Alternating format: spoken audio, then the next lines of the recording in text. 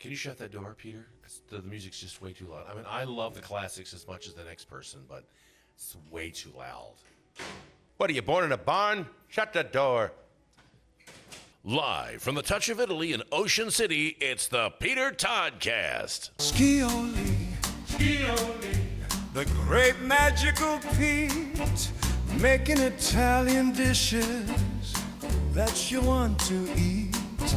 Scioli, the culinary king. The food's so good you shout with joy and begin to sing the praises of the Peter, Chef Peter Scioli.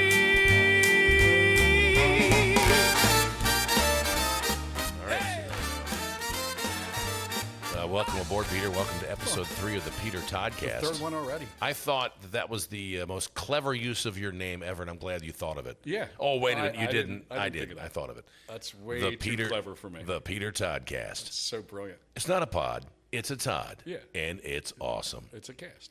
It is a cast. You are a cast of characters unto yourself. I try. And thank you very much. Did you ever see the movie Sybil?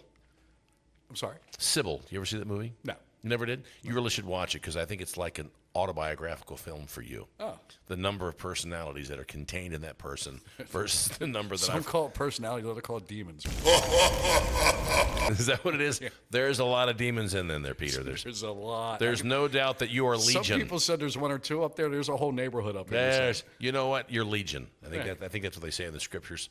Right. You are many. So we had talked about all the wonderful things that Touch of Italy does. They're trying to bring simply Italian, simple food, but they do it authentically, like making their own sauces and having the bakery from actual people from Italy. Right. But there's something we missed, and you say it very interestingly. I say mozzarella, and you say fresh mozzarella. Mozzarella. Fresh mozzarella.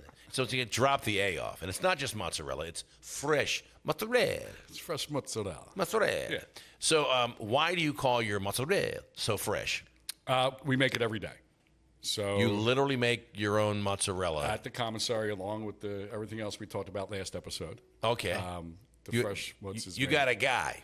We got a guy, Carlos. I got a guy makes Carlos mozzarella. Does an amazing job at making a fresh mozzarella. We first started out, again, 2009 on Baltimore Avenue. Right.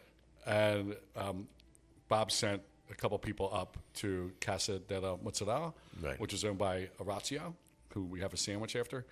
This guy produces the most mozzarella, I think, in America, maybe. Okay. A very small store.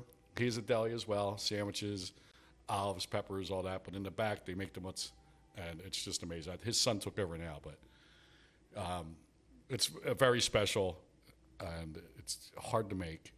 And yet you've got a guy who basically puts on the black latex gloves. Stretches. We chop out, the curd. We add the salt. The water's 180 degrees. And his hands are in that water. everything. You got to dump the water out. You got to add more water. You got to stretch the mozz. Then you got to wrap it, roll it, tie it, and throw it in cold water. Let it sit there so it holds its form. But the best mozzarella to eat for me is warm right when they're making it. Right. It just disintegrates on your tongue. It's delicious. Right. So and I know in Italy they use buffalo, right? A lot of places, a lot of people say buffalo mozzarella. I think they like saying it. Yeah. More because there's not a lot of buffalo around. Right. So there's buffalo gals, but there's not a lot of easier. Correct. There's Buffalo Trace. Yes, Buffalo Trace. That's true. But won't you come out tonight? Supply and demand, right? So cow's a lot easier. Cow milk's a lot easier to get than buffalo milk. So you're taking a high quality milk product, bringing it into the commissary. Yep. A guy named Carlos, who is literally chained to the floor, unable to leave. Oh, I got a phone call. Hold on a second. Hold on. It's potential spam. I love it when that happens. I actually turned my ringer off, Brian, for this. You know, I think that's an important thing. You go on the radio to Bulldog, right? I do. It says no cell phones. Please turn your cell phones. Yeah. Okay. Appreciate that. We're going to set the same rule here. Okay. Finally, Peter's taking the lead. The first time in a long time. That's right. You know, at my house, I make the rules, and they go right out the window. Yeah. That's how it works. Yes, honey. And I wear the pants when she's not home. Right. So, And I'm very well behaved when I sleep. when you sleep, I don't know. I've heard about those dreams you've had. I think you're naughty even Are in your they sleep. dreams? Do you wake up kicking and screaming? Do you wake up kicking and screaming? I'm pretty sure they're nightmares, but So- we'll call them dreams. In episode number 1, I think it was, you talked about how important it was being next to your mother Yeah. and watching her do what she does, Correct. which helped cultivate that passion that you have for cooking. And cooking doesn't sound right. Making food for people. Right. Making the people happy. So you got to take a trip to Italy I did. and actually hang out with some genuine Italian women. Yeah. Who probably, could be your mother? About your mother's grandmother, age? mother, yeah. And they showed you how to make certain dishes. And, I was very fortunate. wasn't it like having your mom there in the kitchen? Well, I'll tell you about the one place we're at. We had Eleonora and Orietta came to a house we were staying at. Oven outside. The place is 300-400 years old. Right. So there's a bread making thing outside. There's a grill outside. A grill, I guess, a spit too. Right. The rotisserie thing. But they came in the one day with olives. So let me rewind a little bit. Okay. As a kid, growing up, my mother would keep me and my sister home from school every year to make stuffed olives. Okay. It's an old Italian hors d'oeuvre from, I do believe, Ascoli, Italy. So, you get the Spanish Queen olive or the Sicilian olive, you put a polenta, and you stuff the olive, you get the 3 meats. You get the veal, you get the beef, you get the pork, mix it, season it, and then you get your olive, you stuff the olive, you wrap the olive in the meat, and then you get your flour, your breadcrumb, your egg, you season all that. Right. I just got looked at because I tapped the You table. tapped the table again, you sorry. bastard. But go on. Sorry. I talk with my hands. It's hard for me. I I'm understand. sitting on them right now, trying to, maybe handcuff me. So anyway, we would stay home every year to make these things. Then you deep fry them, and they come out great. We would make 1,000 of them. We'd wrap them in packs of 25 and freeze them and eat them through the holidays. Okay. So it was a holiday thing. Yeah. So, Now, 1,000's a lot. I got to sleep in and got the day off from but school. how big was your family? It's just me, my mom, and my sister did that. Okay. Right. But how many were in your family? Just the 4?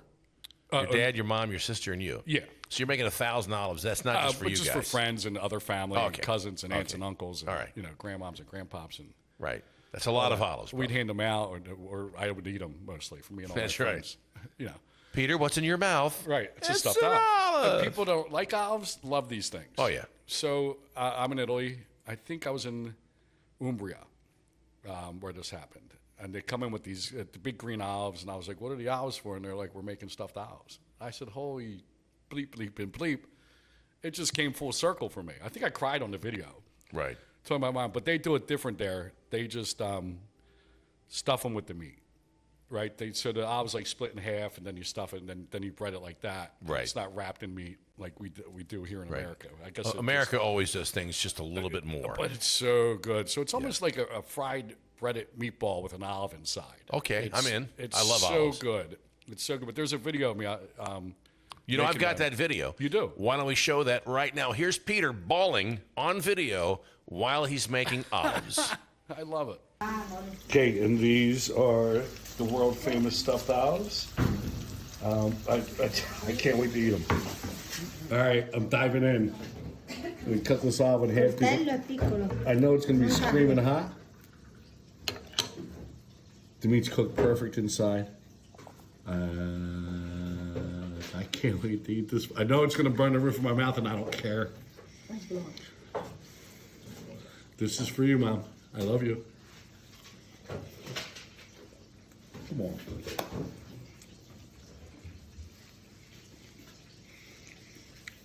I'm all of a sudden in the dining room making these with my mom when I was a child. I'm going to start crying because it's so good, but they're delicious. I can't wait to share these with everybody. Ciao, ciao. Well, that was very emotional there, Pete. You stuffing it's, those olives. It brought me back to my childhood, and then it came full circle to me. So that trip you took to Italy not only was memorable because of how much it took you back to your childhood, Correct. of a real family tradition. Yeah, I was in neighborhoods just cooking at people's homes, and them show me how they do it. Right. So So were you able to take some of that culinary skill 100%. and bring I it back? learned a lot about food Right. in Italy, and what American government allows. I said it. American government allows all this garbage and poison. Well, to our foods. apparently MAHA, Make America Healthy Again, thinks we should go back to more simpler foods. Well, using simple beef food- tallow as an example, and Right. Beef tallow is great. but Instead of all that bean oil, that seed oil. seed oils, not necessarily good for you. Yeah. Or high fructose Beans are corn great syrup. for you. The seed oil is no good. So one thing I did like, I want to talk about the tomatoes real quick because I bought a can. I'm looking at it. And I'm comparing the can that I buy from the store and the can that I buy from Touch of Italy's Market, and the number of ingredients that are not in the It's one. completely different. There's a little bit of citric acid. Yep. That's about, which is basically like what, lemon juice probably, or lime. Yeah. But it's just seasoning. It's like your basil and It's just like Grandma did Yeah. in her basement. yeah, and Once a year in Italy. There's no like sodium benzoate and all these other preservatives. So in It's- Italy, there's seasons, right? Right. And there's tomato season. Here in America, we get tomatoes all year round. that's because we're shipping them in. Correct. And they're garbage, but Right. whatever. Sometimes you get lucky and find a good one. But, Right. the reason why everyone jarred their own sauce and did it in their basement because Because it's only the one season's season. over. Yeah. So they got to get the supply while it's there, and then they canned everything or Right. jarred it. So I was thinking about when you went to Italy and you spent time with those women in the various kitchens throughout the countryside. Yeah. What do you think is the most important lesson that you learned that you bring to Touch of Italy from that? Less is more for me. Okay. They use 6 different things over there. They use rosemary, they use sage, a little bit of thyme, a little bit of garlic. Right. Garlic, not as much as we do here in America. No, we're animals. Yeah. Hardly, they'll put a whole garlic clove in there and then take it out. Right. Or maybe not. So they just want to just season it. Carrot, celery, onion, Right. I plain love and simple to start everything out. Right. Little white wine. And that's it. That's it. So less is more. Yeah. Which You want to let the food speak. You want to taste everything, and you don't want to hide the flavors of Right. that food or, that the animal sacrifice for you it had for you. it's funny. Sometimes we eat such salted foods here in America. Yes. That our taste buds become desensitized to all the nuances. Some people salt their salt. Yes. And then salt it again. That's right. And then take their blood pressure pills and wonder why they have Then they get hypertension. bloated. Yeah, that's the problem. I'm so bloated. I don't understand. Give me the salt. Give me the salt. Give me the salt. What's amazing is that our celebrity chef today that's going to be doing the limerick that he's written for you, Right.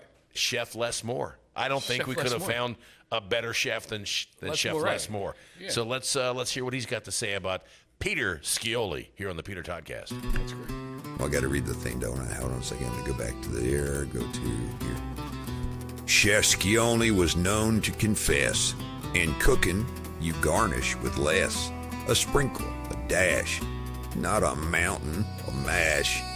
Cough subtlety, seasons the best.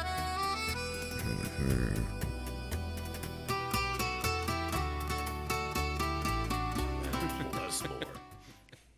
More or less, it's Les Les Moore. Moore. All right, thank you there, Chef Moore. Les Moore. Les Moore. As opposed to Dennis Moore. Remember Dennis Moore from Monty Python? Oh, yes. Dennis Moore, Yes, yes, Dennis yes. Moore riding through the land, stealing from the poor and Yeah. giving to the rich. That's right. That was my favorite thing. I like the coconuts. Oh, that was the Monty Python was and the Holy yeah, Grail. the Holy Grail, Don't confuse. My favorite was The Life of Brian because that's Life of Brian that's was my good. name. Who was Mr. Glucose? Remember he blew up? Yes. Oh, that was in the Mr. meaning of life. Yes. Mr. Creosote. Yes. Better get a bucket. Oh, so good. My favorite scene was in Life of Brian is when they're clamoring for the Messiah, and he's in there with his girlfriend, and his mother opens the thing and goes, "He's not the Messiah. He's a very naughty boy." That just made me happy. I like Anyway, the Holy Grail a lot. So let's make episode 4 a surprise. Okay. What will we talk about in episode 4? Probably the bunions on Peter's feet. Or it could be something more exciting like what he had for dinner last night. But since it's next week, that'll be old news. So it'll be what are you having for dinner next week, the following night, or the night before. That's what we're going to talk about. We'll see you then. Adios. Scioli, the great magical Pete, making Italian dishes that you'll want to eat. Scioli, the culinary king, food so good you shout with joy and begin to sing the praises of the Peter Chef, Peter Scioli.